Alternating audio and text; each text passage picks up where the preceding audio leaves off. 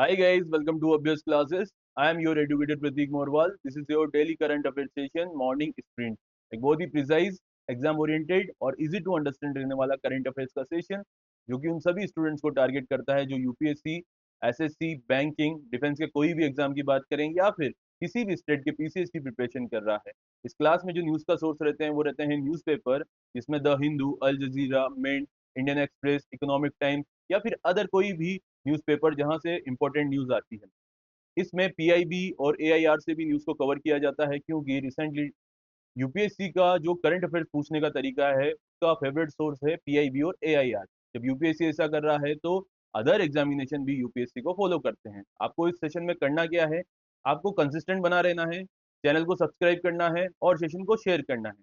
आइए 27 जुलाई का हमारा सेशन स्टार्ट करते हैं, जिसमें हमेशा की तरह हमारा लास्ट क्लास का रिकेप होगा। ठीक है, 25 जुलाई हमारी लास्ट क्लास हुई थी और उसके जो इंपॉर्टेंट टॉपिक थे हम एक बार रिवाइज कर लेते हैं। पहली न्यूज थी, अमेरिका ने भारत पर 10% का टैरिफ लगाया। किस वजह से? फोर्स लेबर के लिए तो इंडिया ने नियम तो बना लिए हैं लेकिन उस पर रोक नहीं लगा पा रहा है। दूसरा इंपॉर्टेंट न्यूज थी, पेपर लीक मामलों के लिए फास्ट ट्रैक अदालतें स्थापित होगी। तीसरी न्यूज, डीआरडीओ ने लंबी दूरी की कुशा मिसाइल का सफल परीक्षण किया। फोर्थ न्यूज, भारतीय रेलवे दुनिया का सबसे बड़ा दूसरा विद्युतीकरण रेल नेटवर्क बना है। ये किसमें बना है? ब्रॉड गेज में। जो इंजन होंगे किससे चलेंगे? बिजली से। फिफ्थ न्यूज थी आपकी, भारत ने 16वीं ब्रिक्स स्वास्थ्य मंत्रियों की बैठक की मेजबानी की। सिक्स न्यूज थी आपकी, लोकमान्य तिलक जयंती एवं राष्ट्रीय प्रसारण दिवस कब मनाया गया था? 23 जुलाई को। Seven news, NSA Ajit Doval को लोकमान्य तिलक राष्ट्रीय पुरस्कार 2026 से सम्मानित किया गया था। आठवीं न्यूज थी आपकी, आईएनएस मालवान को भारतीय नौसेना में शामिल किया गया था। Ninth important news, Vishwanath Anand जो कि ग्रैंड मास्टर थे, चेस में जो जीतता है चैंपियनशिप उसको ग्रैंड मास्टर बोलते हैं, ये हमारे इंडिया के हैं। तो क्या है, विश्वनाथ आनंद बने फाइट के अंतरिम अध्यक्ष। ओके। और एक आपका क्वेश्चन पूछा जाता है आखिरी क्लास में, उसका आंसर था बी, केनिया। क्वेश्चन क्या था कि इंडिया ने रिसेंटली इबोला वायरस के अगेंस्ट लड़ने के लिए कौन से देश को ह्यूमैनिटेरियन एड पहुंचाई है? तो उसका आंसर है केनिया। ठीक है, तो ये अफ्रीका का कंट्री है। आज की न्यूज स्टार्ट करते हैं हम। पहली न्यूज है important news, PM constitute high power task force for exam reform.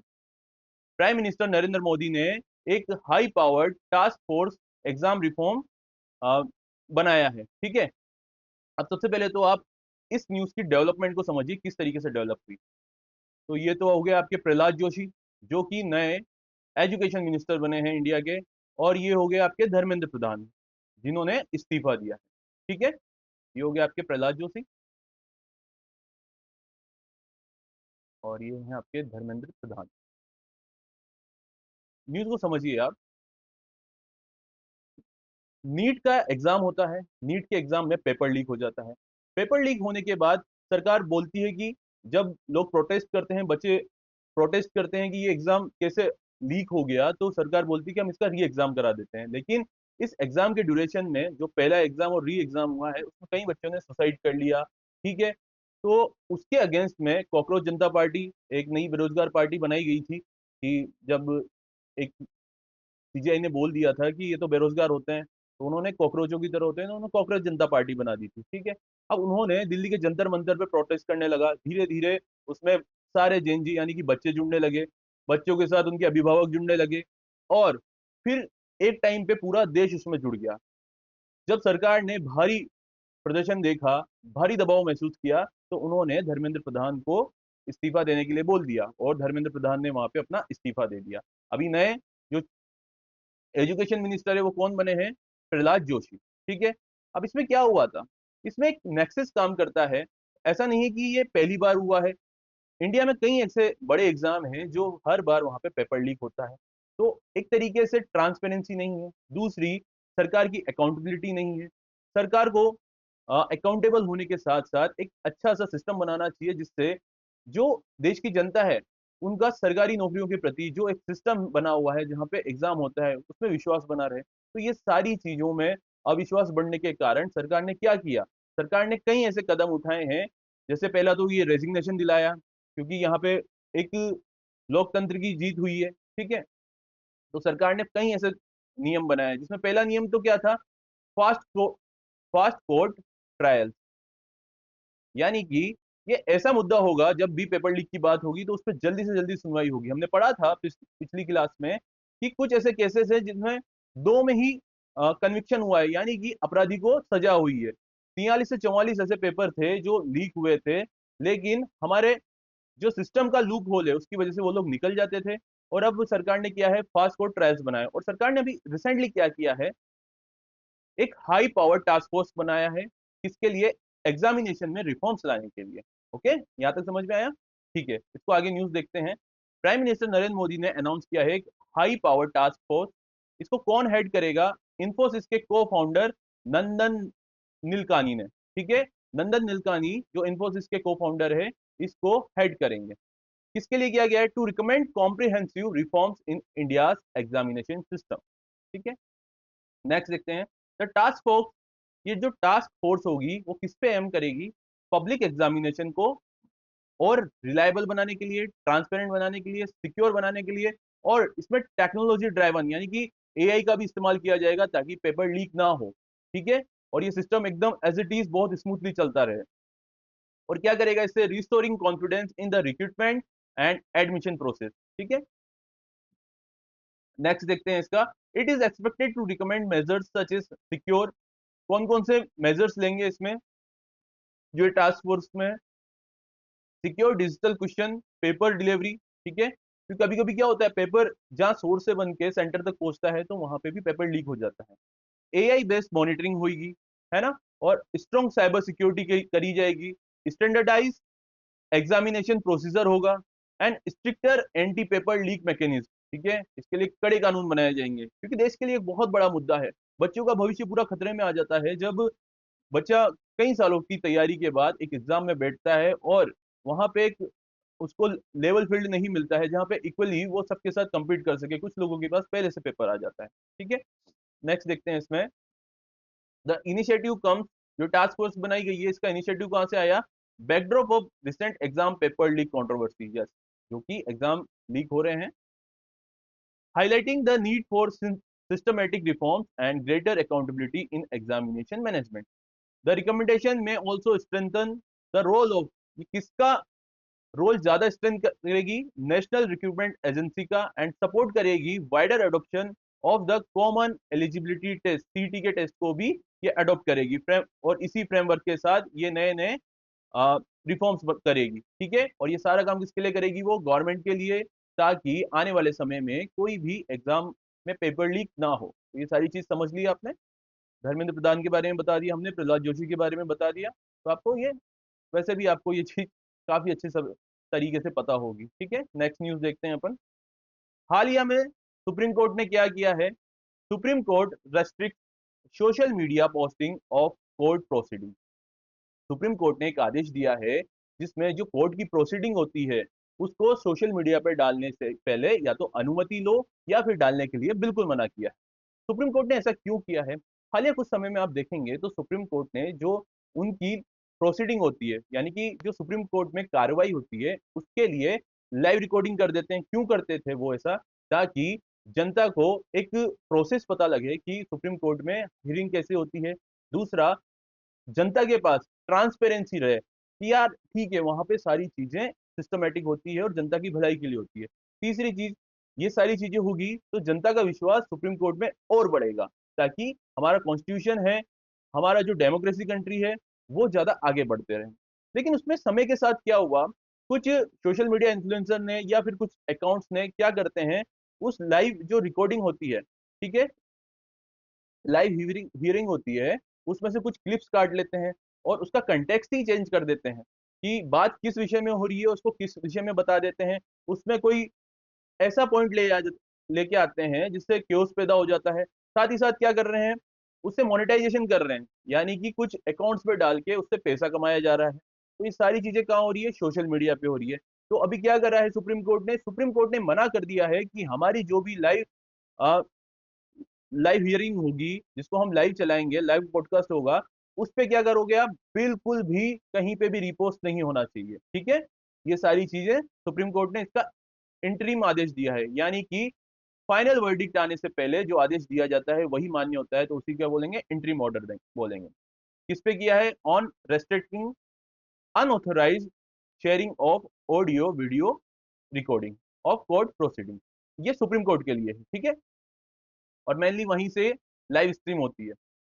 The restriction covers किसको करेगी, पोस्टिंग रिपोस्टिंग, जो भी लाइव स्ट्रीम सुप्रीम कोर्ट की हियरिंग की हो रही है उसका पोस्ट करना, रिपोस्ट करना, उनको एडिट करना, उनको अपलोड करना, उनको शेयर करना, है ना, और इनका मोनेटाइजेशन करना, यानी कि उससे पैसा कमाना, including those extract from live stream hearing, ठीक है। अगर जो भी लाइव स्ट्रीम हियरिंग से ये सारी चीजें करेगा वो सजा का पात्र होगा। कोर्ट ने क्या बोला है कि ऑर्डर डज नॉट अफेक्ट, ये ऑर्डर किसको अफेक्ट नहीं करेगा, बोनाफाइड न्यूज रिपोर्टिंग को, ठीक है। जो सरकारी पात्र से मान्यता प्राप्त कर चुके हैं न्यूज पेपर्स या न्यूज रिपोर्टिंग, उस पर ये मान्य नहीं होगा। जैसे आज तक, है ना, एबीपी न्यूज, वहां पे कोई क्लिप दिखाई जा रही है तो उसमें क्या होगा, ये चीज मान्य रहेगी, उसमें मना नहीं किया जाएगा। लेकिन उसका भी एक क्राइटेरिया है, आप ये नहीं कि आप एक छोटी सी क्लिप को काट के उसका कंटेक्स्ट ही चेंज कर दें, नहीं। आप हो सकता है कि आपके चैनल पे पूरी लाइव स्ट्रीम दिखानी हो तो वो दिखा सकते हैं। इसके लिए सुप्रीम कोर्ट ने किसको समन किया है और किसको रेस्पॉन्सिबल बताया है, सेंट्रल गवर्नमेंट, मेटा और एक्स जो कि ट्विटर था पहले, उसको बोला है कि आप आने वाले समय में इन चीजों का ध्यान रखेंगे कि हमारे जो लाइव स्ट्रीम है उसका मिसयूज ना हो। The order aims to protect, ये क्या प्रोटेक्ट करता है, जुडिशियल डेकोरम, प्रिवेंट करता है सेलेक्टिव और मिसलीडिंग सर्कुलेशन ऑफ क्लिप, क्योंकि मैंने वही बताया ना, कॉन्टेक्स्ट चेंज करके मिसलीड कर देता है। And preserve the integrity of judicial process, क्योंकि हमारे देश में जो जुडिशियल प्रोसेस है, जुडिशरी है, उसमें बहुत ज्यादा मान्यता है लोगों की। हर बार जो इंसानों में एक ही चीज देखी जाती है इंडिया में, वो यही बोलती है कोर्ट में मिलना, कोर्ट में बात करेंगे, यानी कि कोर्ट में इंसानों का बहुत ज्यादा एक तरीके से विश्वास है। द मैटर, ये जो मैटर है सुप्रीम कोर्ट में कैसे पहुंचा, सबसे पहले तो आप इसको समझिए। एक पीआईएल लगाई गई है, किसके द्वारा, जर्नलिस्ट हर्षिता ग्रोवर के द्वारा। पीआईएल की फुल फॉर्म होती है पब्लिक इंटरेस्ट लिटिगेशन। ऐसा कोई भी मामला जो समाज में पब्लिक के भलाई के लिए होता है, तो कोई भी व्यक्ति उसको सुप्रीम कोर्ट में ले जा सकता है, तो उसी को क्या बोलेंगे आप, पब्लिक इंटरेस्ट लिटिगेशन। इसको सुनवाई किसने करी है, इसकी सुनवाई 3 जजों ने करी है। जो पहले हैं chief justice of India Suryakant ji, दूसरे हैं जस्टिस जोयमाला, और तीसरे हैं जस्टिस मोहन। इन तीनों ने इसकी सुनवाई करी है, ठीक है। इस न्यूज के बारे में आपको सारी चीजें कवर हो गई है। नेक्स्ट न्यूज देखते हैं अपन, तीसरी important news, wildfires force mass evacuation in France and Spain. Wildfire यानी कि जंगल में आग लगी है, कहाँ लगी है, फ्रांस में और स्पेन में। उसकी वजह से मास एवेक्यूएशन, यानी कि बहुत ज्यादा संख्या में लोगों को एक जगह से दूसरी जगह ले जाया गया है। आपको रिसेंटली जो अगर क्वेश्चन आएगा तो यही आएगा कि कौन से जंगलों में, कौन सी कंट्री के जंगलों में आग लगी है, तो वो आएगा यूरोप के फ्रांस और स्पेन में, ठीक है। तो इसके बारे में पढ़ते हैं अपन। Severe wildfire in France and Spain forced the evacuation of over 80,000 people, 80,000 से ज्यादा लोगों का एवैक्यूएशन किया गया है, और prompting both countries to seek assistance from European union.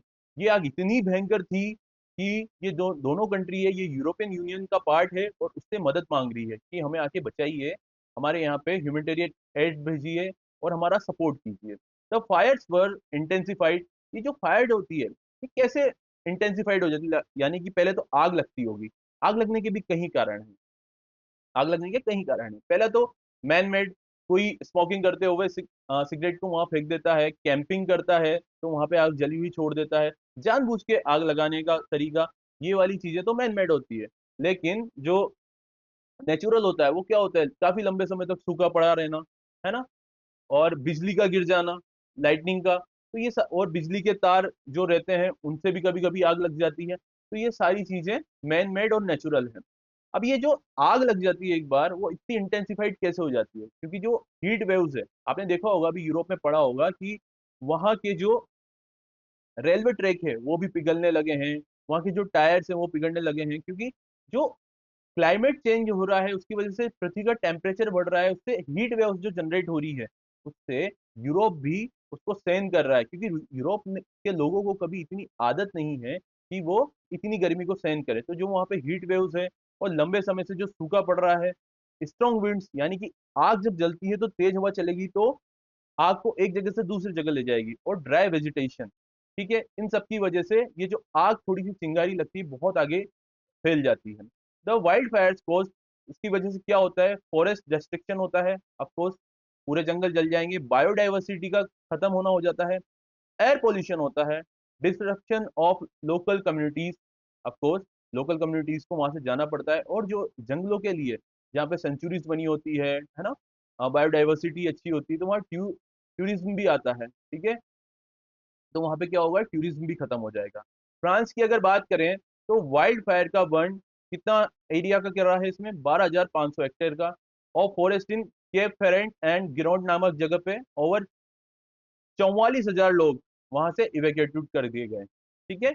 Next देखते हैं, स्पेन की बात करें तो गवर्नमेंट ने डिक्लेयर की है पहली बार national emergency for a wildfire. Spain में आग पहली बार लगी है, तो यहाँ पे स्टडी क्वेश्चन ये आएगा कि ऐसा कौन सा कंट्री है जिसने फर्स्ट टाइम वाइल्ड फायर की वजह से नेशनल इमरजेंसी घोषित की है, तो उसका आंसर रहेगा आपका स्पेन, ठीक है। आफ्टर मल्टीपल फायर्स मर्ज नियर मैड्रिड नामक जगह के आसपास हुई है, और यहाँ पे 20,000 से ज्यादा लोगों को इवैक्यूएट किया गया है, ठीक है। नेक्स्ट देखते हैं, the fire damage 53 homes, destroyed one campsite and injured 42 fire fighters in France. The incident क्या हाईलाइट करता है, increasing risk of wild fires in Mediterranean climate region, ठीक है। ये जो आपका क्लाइमेट चेंज हुआ है उसकी वजह से हीट वेव बढ़ी है, तो ये मेडिटेरियन वाला इलाका है, वहां पे वाइल्ड फायर के खतरे को बार बार बताता है। और ये किसकी वजह से होता है, अगेन हाई टेम्परेचर की वजह से, लो ह्यूमिडिटी की वजह से, स्ट्रॉन्ग विंड्स की वजह से, क्लाइमेट चेंज की वजह से, ये सारी चीजें हमने जो फ्रांस और स्पेन में वाइल्ड फायर्स हुई है, यानी कि जंगलों में आग लगी, उसके बारे में पढ़ ली। नेक्स्ट देखते हैं अपन सबसे इंपॉर्टेंट न्यूज, 81,000 करोड़ रुपए का जो ग्रेट निकोबार प्रोजेक्ट है, वो स्ट्रेटजिक जरूरत है किसके लिए, इंडो पैसिफिक की सिक्योरिटी के लिए। ऐसा किसने बोला है, हमारे डिफेंस मिनिस्टर राजनाथ सिंह ने। ऐसा क्यों बोला है, क्योंकि हो सकता है ना वो क्रिटिसाइज हो रहा हो, हाँ, संसद में इसको क्रिटिसिज्म भी मिल रहा है, तो सारी चीजें हम इसको पढ़ लेते हैं पहले तो। इस जो प्रोजेक्ट का अमाउंट कितना है, 81,000 करोड़ रुपए। डिफेंस मिनिस्टर राजनाथ सिंह ने डिफेंड किया है 81,000 करोड़ का ग्रेट निकोबार प्रोजेक्ट, और इसको बताया है एसेंशियल, ताकि इससे मजबूती बन सके इंडिया के मैरीटाइम सिक्योरिटी की, और इंडिया की स्ट्रेटेजिक प्रेजेंस हो सके कहाँ पे, इंडो पैसिफिक में, ठीक है। ये न्यूज आपको समझ में आई अभी तक।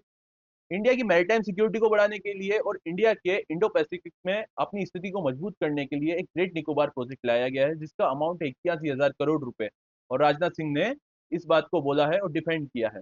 डिफेंड इसलिए किया है क्योंकि संसद में इसका विरोध हो रहा है। हाँ, निकोबार कहाँ है, अंडमान और निकोबार बे ऑफ बंगाल, यानी कि बंगाल की खाड़ी में इंडिया का एक केंद्र शासित प्रदेश है, यानी कि एक आइलैंड। यहीं पे आपका बैरन आइलैंड भी है, ठीक है। इंडिया का जो सदर्न मोस्ट पॉइंट है वो भी यहाँ पे है। पहले इसकी जो कैपिटल थी उसका नाम था पोर्ट ब्लेयर, अब इसका नाम चेंज करके क्या कर दिया है, विजयपुरम। विजयपुरम इसका नाम, ठीक है। तो ये चीजें तो आपकी अंडमान और निकोबार के बारे में होगी, लेकिन हम यहाँ बात कर रहे हैं निकोबार के बारे में। अगली चीज देखते हैं अपन, द प्रोजेक्ट, ये जो प्रोजेक्ट है इंक्लूड करता है ट्रांसशिपमेंट कंटेनर पोर्ट को।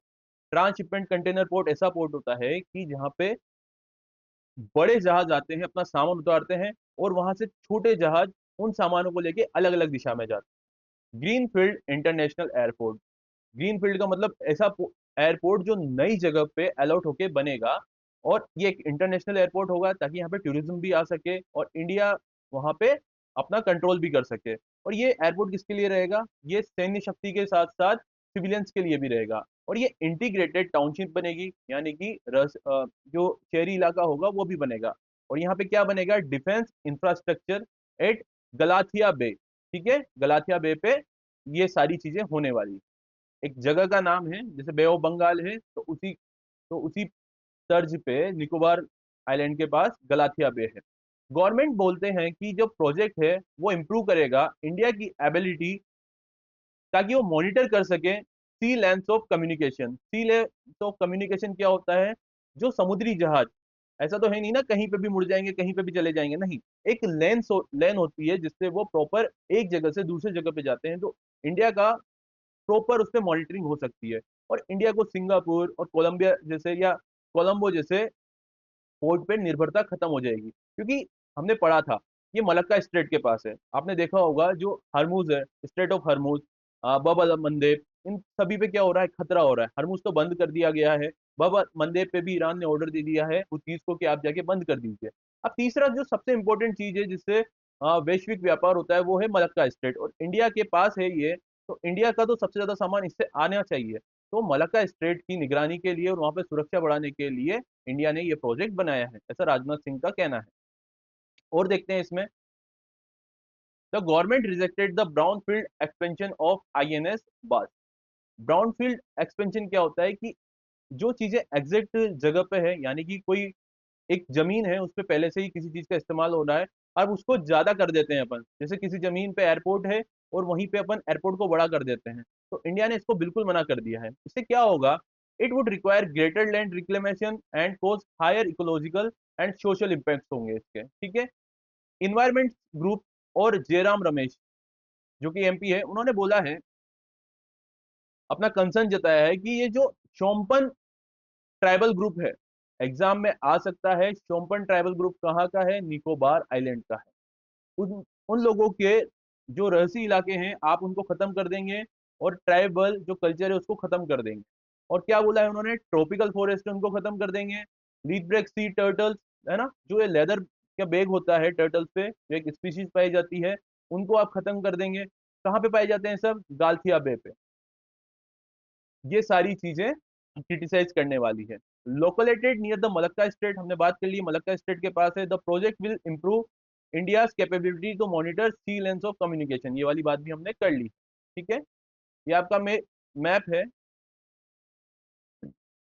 निकोबार आइलैंड का, इसमें आप सब देख लीजिएगा। ये रहा आपका इंडिया। इंडिया के यहाँ पे ये हो गया आपका मलक्का स्टेट, और यहाँ पे अंडमान और निकोबार आइलैंड हो गया, ठीक है। और अंडमान को निकोबार से जो अलग करता है वो कौन सा चैनल करता है? 10 डिग्री चैनल।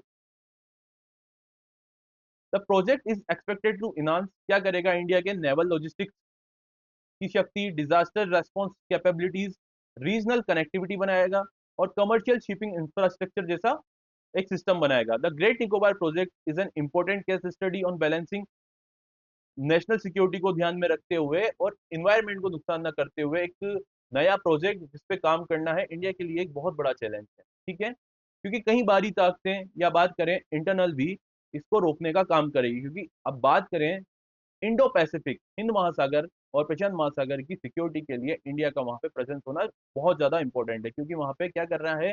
चाइना अपना डोमिनेंस बढ़ा रहा है, और चाइना को काउंटर करने के लिए इंडिया को तो आना ही पड़ेगा। ये न्यूज हमने कवर कर ली है। नेक्स्ट न्यूज देखते हैं अपन। India launches first domestic domestic natural gas future. अब ये फ्यूचर्स क्या होता है? पहले तो आप एक चीज समझ लीजिए, एक होता है गेहूं बेचने वाला और एक होता है खरीदने वाला। अब गेहूं बेचने वाला उसको 2200 रुपये में बेचना चाहता है, और खरीदने वाला उसको 2000 में खरीदना चाहता है, तो दोनों के बीच में डिस्प्यूट होता है। तो ये दोनों क्या एक एग्रीमेंट करते हैं कि आने वाले समय में 3 महीने बाद के लिए अपन एक रेट डिसाइड कर लेते हैं, जिसमें एक तो हो गया आपका वीट बेचने वाला किसान, और एक बायर हो गया खरीदने वाला। किसान बोलता है कि मैं इसको 2100 में बेचूंगा, सॉरी मैं इसको 2400 में बेचूंगा, और बायर बोलता है मैं इसको 2200 में बेचूंगा। लेकिन इन दोनों के बीच में एक एग्रीमेंट होता है जिसमें बोलते हैं कि 3 महीने बाद में खरीदूंगा, और इसकी रेट अपन फिक्स कर लेते हैं 2300 रुपये। दोनों इस पे एग्री हो जाते हैं, ठीक है।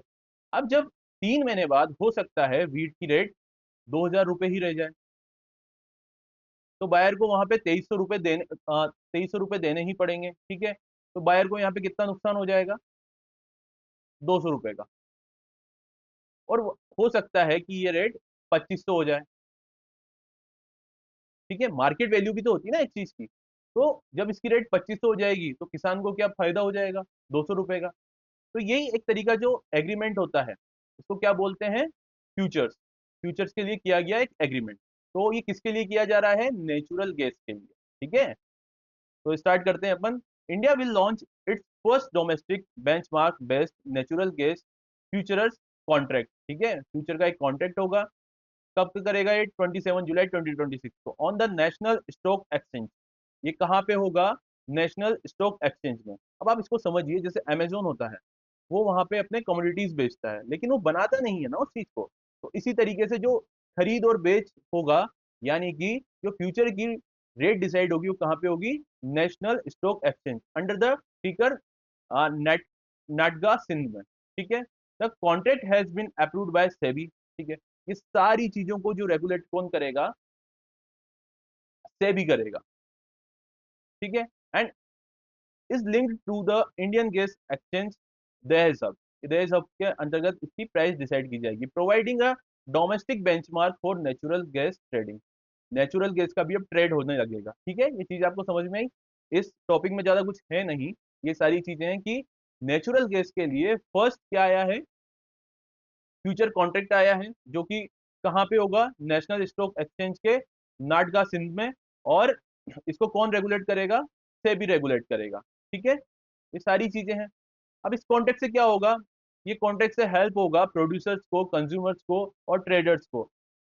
जो नेचुरल गैस है उसकी प्राइस को मेंटेन करने के लिए, उसकी बढ़ते हुए प्राइस को मैनेज करने के लिए ये चीजें करी गई है, जिससे इंप्रूव होगा प्राइस की डिस्कवरी एंड स्ट्रेंथ होगा इंडिया का डोमेस्टिक एनर्जी ट्रेडिंग मार्केट। ठीक है, क्योंकि जो जिस तरीके से पूरे विश्व में युद्ध चलते रहते हैं, लड़ाइयाँ हो रही है और नेचुरल गैस की सप्लाई नहीं हो पा रही है, क्रूड ऑयल की सप्लाई नहीं हो पा रही है, तो हो सकता है आने वाले समय में इसकी रेट बहुत ज्यादा बढ़ जाए। इसमें क्या करा जाएगा, इसमें जो रेट बढ़ेगी या घटेगी उसका क्या होगा, उससे गैस नहीं दी जाएगी, उसका पैसा दे दिया जाएगा। जैसे बात करें अपन वही इसी एग्जाम्पल पे, कि जब बायर खरीदता है 2300 रुपए में और उसकी कीमत कितनी हो जाती है, 2500।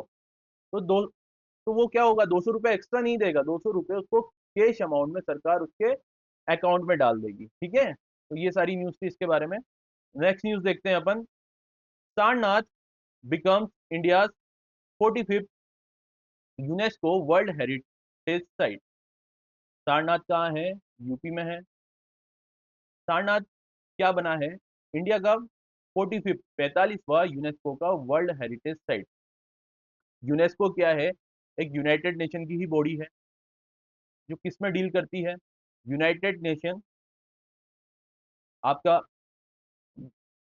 यूनाइटेड नेशन में डील करती है। ठीक है, अब सारनाथ की बात करेंगे तो Sarnath was inscribed as India 45th UNESCO world heritage site during the 48th session of the UNESCO world heritage committee. कहाँ पे हो रही है ये, बुसन, साउथ कोरिया में। इसकी जो 48 सेशन हो रहा है उसमें यूनेस्को ने सारनाथ को अपना 45वां वर्ल्ड हेरिटेज साइट बनाया है।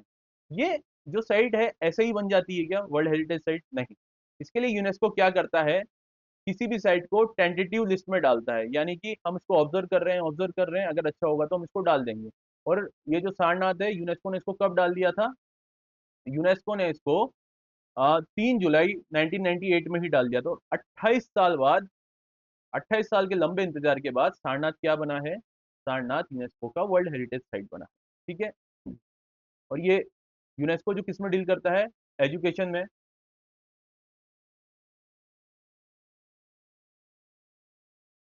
कल्चर में,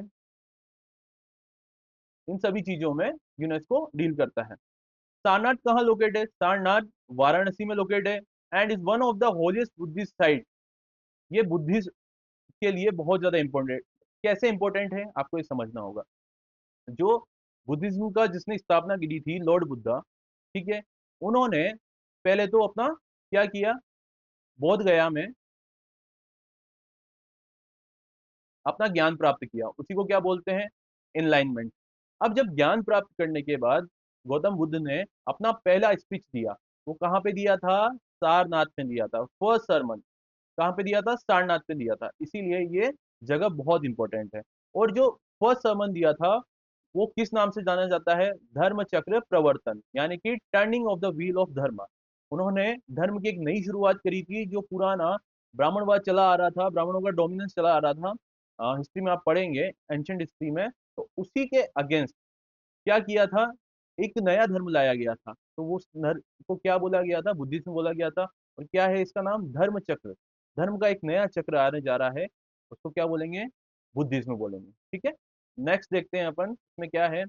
with this recognition Uttar Pradesh के पास क्या हो गए हैं? चार चार हो गए हैं यूनेस्को के world heritage site.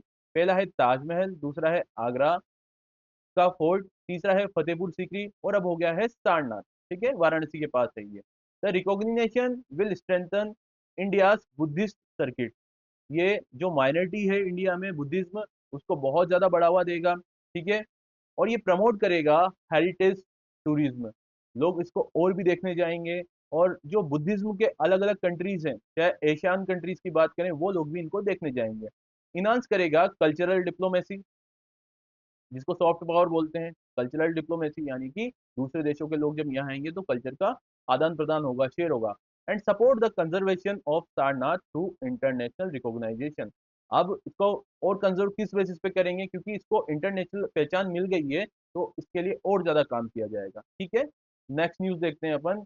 Space x starship deployed 20 Starlink V3 satellite.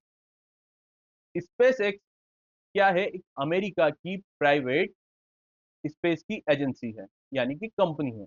उसका एक स्टारशिप है, रॉकेट है ना? स्टारशिप नाम का क्या है? रॉकेट है। इसने क्या किया है?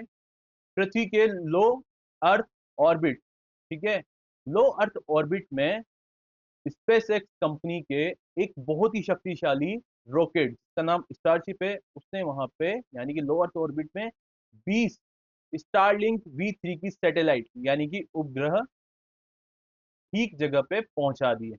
ठीक है, ये सारी चीज आपको समझ में आई? पूरी न्यूज का क्रक्स यही है। स्पेस एक्स किसकी है? ये है आपकी इलॉन मस्क की। इलॉन मस्क की एक कंपनी है। इसका उद्देश्य क्या है?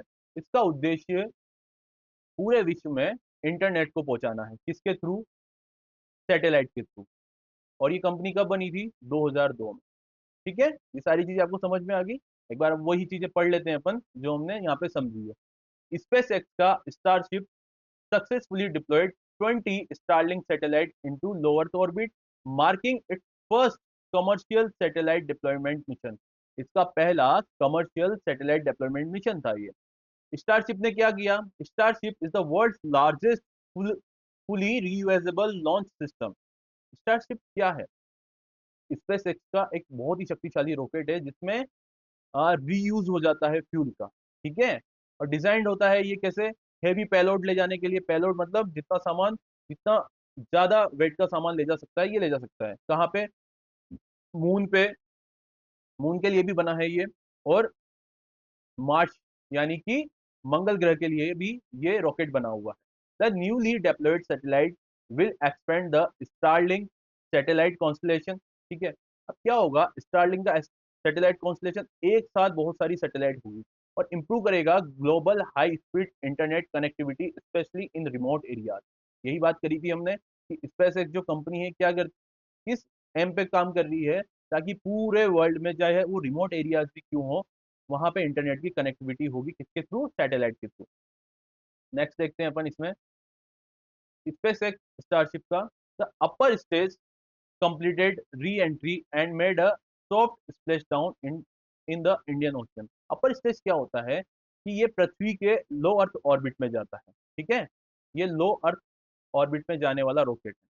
और इसका स्प्लेश डाउन कहाँ होता है? क्योंकि देखो, जब वहां से यानी कि पृथ्वी के लो अर्थ ऑर्बिट से वापस जब ये रॉकेट आएगा तो जलता हुआ आएगा, और नीचे आएगा, पृथ्वी से डायरेक्ट टकराएगा तो बहुत बड़ा विस्फोट हो जाएगा। तो इसका स्प्लेश डाउन यानी कि इसकी लैंडिंग कहाँ कराई जाती है? इसकी लैंडिंग सागर में कराई जाती है, समुद्र में कराई जाती है, इंडियन ओशियन में कराई जाती है। ठीक है, while the super heavy booster performed a boost back burn before a hard splashdown in the Gulf of Mexico।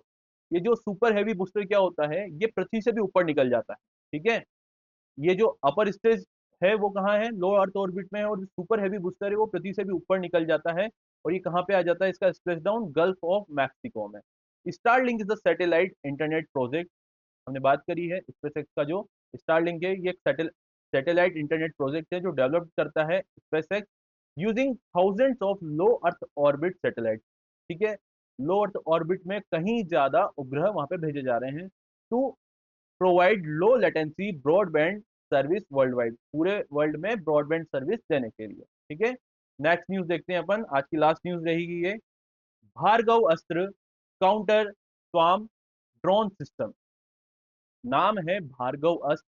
ठीक है, काउंटर स्वाम ड्रोन सिस्टम, काउंटर यानी कि काउंटर करना, किसको? स्वाम ड्रोन। स्वाम ड्रोन मतलब ड्रोन तो आप समझते ही हैं, आजकल जो युद्ध हो रहे हैं या फिर एक दूसरे के देश में निगरानी रखनी होती है या अटैक करना होता है, किसके थ्रू हो रहा है? ड्रोन के थ्रू होता है, क्योंकि ड्रोन काफी सस्ते होते हैं। वहां पे अ, एक फिजिकली मैन को नहीं भेजना पड़ता है, बड़ी बड़ी मिसाइलें नहीं छोड़नी पड़ती है, ड्रोन में आप अपना बम लगाइए, दूसरे देश में पहुंचाइए और उससे ही अटैक हो जाते हैं। ऑपरेशन सिंदूर के टाइम पे आपने देखा होगा कि पाकिस्तान ने भी काफी सारे ड्रोन भेजे थे। ठीक है, तो इसी ड्रोन सिस्टम को, जो कि अब स्वाम का मतलब क्या होगा, एक साथ बहुत सारे ड्रोन आते हैं ना, तो उसको तो आप डिटेक्ट नहीं कर सकते और एक साथ डिस्ट्रॉय नहीं कर सकते। तो जब एक साथ बहुत सारे ड्रोन आएंगे तो उनको काउंटर करने के लिए एक काउंटर ड्रोन सिस्टम बनाया गया है जिसका नाम है भार्गव अस्त्र। भार्गव अस्त्र क्या है? एक इंडिजीनियस यानी कि स्वदेशी व्हीकल माउंटेड, ये जो सिस्टम बना है भार्गव अस्त्र, ये व्हीकल माउंटेड रहेगा। देखो, ये ट्रक पे रखा जाएगा। ठीक है, व्हीकल पे रखा जाएगा और यहीं से चलते हुए क्या करेगा, ये जो स्वार्म ड्रोन एक साथ जो ड्रोनों का गुच्छा आता है उस पर अटैक करेगा। डेवलप्ड बाय, किसके द्वारा डेवलप किया गया है? Solar defence and aerospace limited for the Indian army, Indian army के लिए डेवलप किया गया है। कौन से प्रोग्राम के अंतर्गत? मैक्स सेकंड प्रोग्राम के अंतर्गत। ठीक है, it is a hard kill counter drone system. Hard kill drone counter drone system क्या होता है कि ड्रोन को पूरा ही खत्म कर देता है, मतलब जब उस पर अटैक करेगा तो वो पूरा ही खत्म कर देगा। तो फिर सॉफ्ट किल काउंटर ड्रोन सिस्टम क्या होगा? सॉफ्ट किल क्या करता है कि जो ड्रोन का जीपीएस है उसको ही खत्म कर देता है, ताकि वो अपना रास्ता भूल जाता है और नहीं आ पाता है जहां पे उसको एग्जैक्ट अटैक करना है। Design to design to detect detect करने के लिए, ट्रैक करने के लिए, आइडेंटिफाई करने के लिए और फिजिकली डिस्ट्रॉय करने के लिए hostile UAV, drone swarms and loitering munition. Again, इन सारी चीजों को करने के लिए क्या बनाया गया है? भार्गव अस्त्र। The system uses a dual layer kill mechanism, यहाँ पे ये दो लेयर में काम करेगा, दो परत में काम करेगा। यानी कि कोई ड्रोन अगर एक परत को भी भेज देता है तो दूसरी परत उसको मार देगी। ठीक है, पहले में क्या होगा? अनगाइडेड माइक्रो रॉकेट्स रहेंगे भार्गव अस्त्र में, जो 20 मीटर के रेडियस में जो लीथल जितने भी ड्रोन्स होंगे उनको एकदम प्रिसाइजली मार देगा। दूसरा, अगर उसको भी क्लियर कर दिया तो क्या होगा? प्रिसीजन गाइडेड माइक्रो मिसाइल रहेगी जो कैपेबल रहेगी intercepting target up to 2.5 kilometre दूर तक के भी मार देगा वो। किसको? ड्रोन्स को। क्योंकि ड्रोन्स जब एक साथ आते हैं तो जो एयर डिफेंस सिस्टम होता है तो एक जगह ही पड़ा रहता है, तो कभी इधर मारेगा कभी इधर मारेगा, जब एक साथ आएंगे तो उनको कैसे डिस्ट्रॉय करेगा? इसीलिए ये क्या है? व्हीकल माउंटेड, इसको व्हीकल पे रख के सब जगह घुमाया जाएगा और सारे जो ड्रोन का गुच्छा आएगा उनको मार दिया जाएगा, खत्म कर दिया जाएगा। भार्गव अस्त्र इंटीग्रेट रडार, इसमें क्या है? रडार है, इलेक्ट्रो ऑप्टिकल इंफ्रारेड है, सेंसर्स हैं, पैसिव आरएफ डिटेक्टर्स हैं और एक C4I टेक्नोलॉजी है जिसमें क्या करेगा? पहले कमांड दिया जाएगा, फिर कंट्रोल किया जाएगा, फिर उससे कम्युनिकेशन किया जाएगा और कंप्यूटर्स के थ्रू इंटेलिजेंस देके उसको डिस्ट्रॉय कर दिया जाएगा to generate a real time air picture and assign target automatically. Real time air picture भी मिल जाएगी और उसको टारगेट असाइन कर दिया जाएगा कि अभी आपका टारगेट है, इसको डिस्ट्रॉय करना है। The system can detect large UAV up to 10 kilometre and small drone up to 6 kilometre. ठीक है, ये सारी चीजें हैं। It is expected to support the propose, एक बड़ा जो इंडिया का प्रोग्राम है, इंडिया आर्म फोर्स का, वो क्या है? सुदर्शन चक्र एयर डिफेंस प्रोग्राम। ठीक है, सुदर्शन चक्र जो किसका था? भगवान विष्णु का। तो उसी के नाम के तहत एक एयर डिफेंस सिस्टम बनाया गया जिसका सुदर्शन चक्र नाम है। आने वाले समय में जो भार्गव अस्त्र है, अभी तो इंडियन आर्मी के लिए बनाया गया है, बाद में उसको सुदर्शन चक्र एयर डिफेंस प्रोग्राम में शामिल कर दिया जाएगा, जिसका एम है establish a layer counter drone shield. किसका? सुदर्शन चक्र एयर डिफेंस प्रोग्राम का। जो मेन है वो क्या करता है, लेड काउंटर ड्रोन शील्ड है with engagement range of 2.5 kilometre. Yes, हमने बात कर ली है भार्गवस्त्र की। 2.5 किलोमीटर, 6 किलोमीटर और 25 किलोमीटर, इन सारे दूरी पे जितने भी ड्रोन आएंगे उनको किल कर दिया जाएगा, उनको डिस्ट्रॉय कर दिया जाएगा। तो हमने आज की सारी न्यूज कवर कर ली है। आज का हमारा एमसीक्यू रहेगा, जिसका आंसर आपको देना है कमेंट बॉक्स में।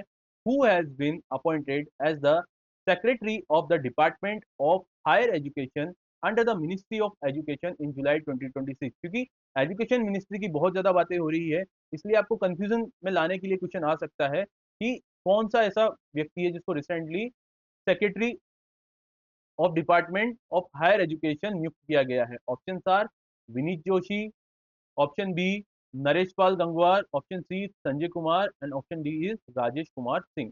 दीज आर दी ऑप्शन, आपको इसका कमेंट बॉक्स में आंसर करना है। तो आप ऐसे ही अभ्यस्त क्लासेस के साथ बने रहिए और इस चैनल को सब्सक्राइब कीजिए और शेयर कीजिए। Thank you, keep watching with अभ्यस्त क्लासेस।